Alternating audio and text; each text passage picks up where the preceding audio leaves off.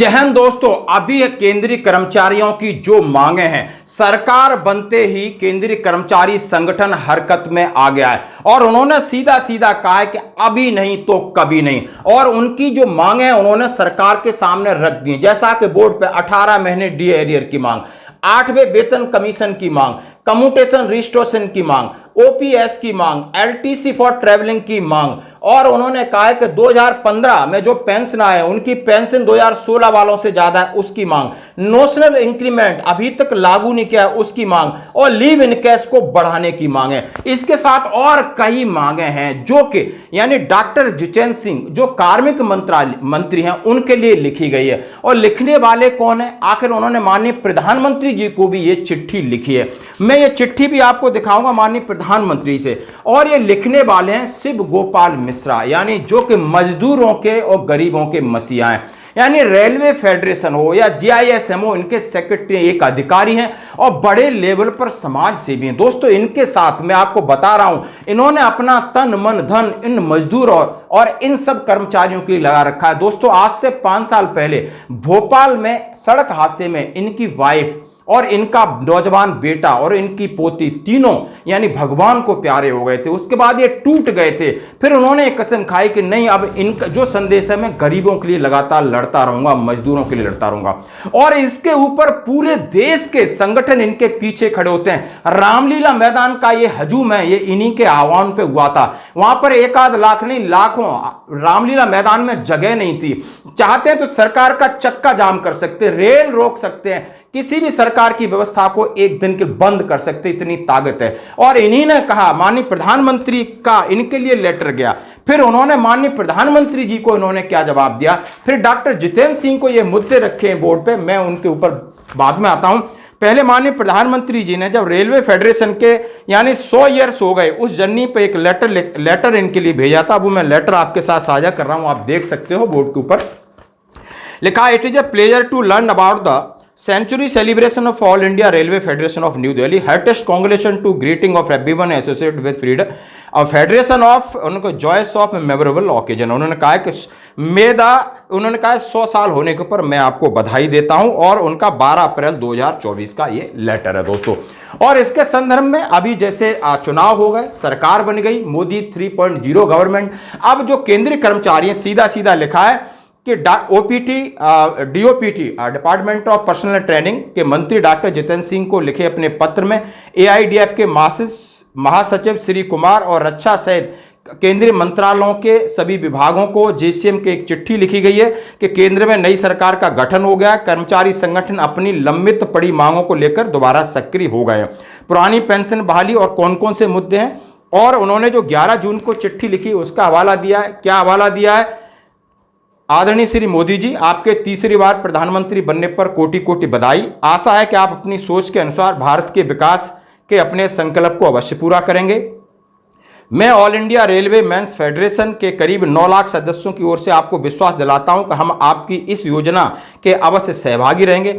महोदय, अपनी चुनावी व्यस्तता के बीच आपने ऑल इंडिया रेलवे फेडरेशन के दिनांक 24 अप्रैल 2024 को शताब्दी समारोह में आपने एक संदेश भेजा था। मैं आपका कृतज्ञ हूं। मुझे आशा है कि आप अपने कार्यकाल में 1 जनवरी 2004 के बाद ओपीएस पुराना पेंशन सिस्टम लागू करेंगे, 8वां वेतन लागू करेंगे। और भवदीश शिव गोपाल मिश्रा जी, आपने दोनों चिट्ठी आपने ये देख ली।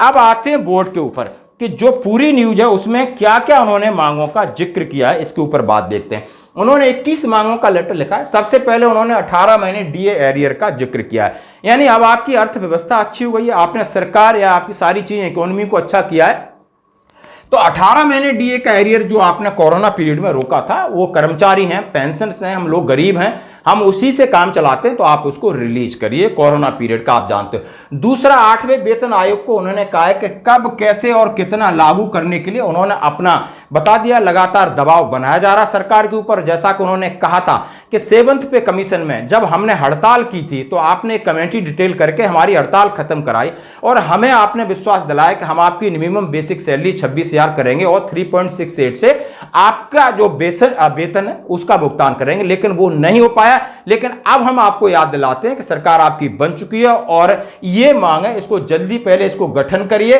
कब कैसे कितना होगा ये भी हमें बताना पड़ेगा आपको कि यानी कब होगा, कितना बढ़ेगा, कैसे बढ़ेगा।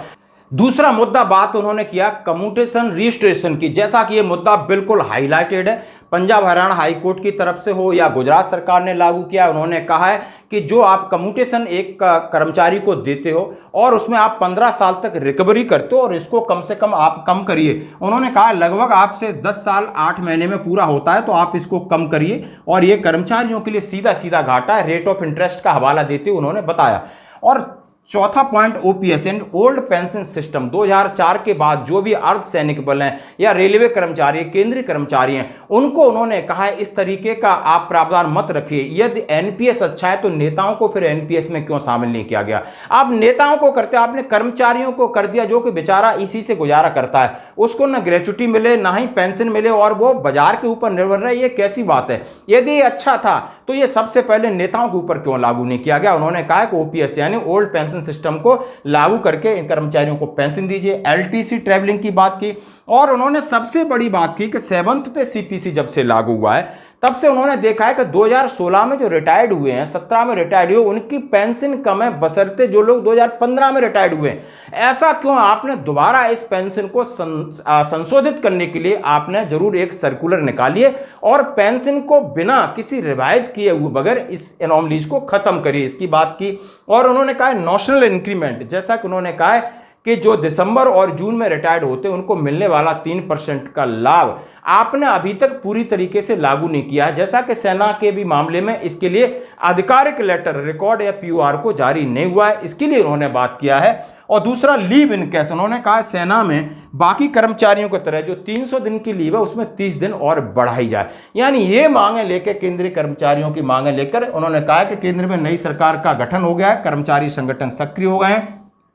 11 जून पीएम को लेटर का मैंने आप दिखा दिया। उन्होंने कहा विकास के संकल्प में हम आपका 100% योगदान देंगे, और उन्होंने बोला हमारे साथ नियमित बैठकें जारी रहें और पे पेंशन में सुधार आज की महंगाई को देखते हुए हमारा राइट है, इसके ऊपर सरकार विचार करे। और डॉक्टर जितेंद्र सिंह जो कि कार्मिक मंत्रालय के दोबारा मंत्री बने, इनके साथ बैठकों के लिए उन्होंने रूपरेखा तैयार की। दोस्तों ये थी बड़ी अपडेट और ये है प्रेशर। हाँ जी दोस्तों, बिना प्रेशर बनाए कुछ नहीं होता है, चाहे सोशल मीडिया का प्रेशर हो, प्रिंट मीडिया का प्रेशर हो। जब ये लोग इतनी मेहनत कर रहे हैं, जब अखबार में छप रहा है और हमारे लिए कर रहे हैं, तो हमारा आधिकारिक दायित्व बनता है कि हम ऐसी चीज सोशल मीडिया पर चलाएं, शेयर करें। आपने रामलीला मैदान की एक बार तस्वीर फिर देखने, अगर 2 दिन में एक इतना बड़ा झटका देते हैं कि पूरे केंद्र सरकार के, चाहे वो रिटायरीज हैं चाहे सरकारी कर्मचारी, उन्हें फौज की तरफ परमिशन नहीं लेनी है, वो रेल रोक बंद कर देंगे और हड़ताल पर उतर आएंगे, तब सरकार दबाव मानती, तब सरकार झुकती है। सरकार बिना ताकत के नहीं झुकती है। और सेना का प्रेशर आप समझ सकते हो कि 0 होता है और बाकी कर्मचारियों का प्रेशर, इसमें हमारा भी भला होता है।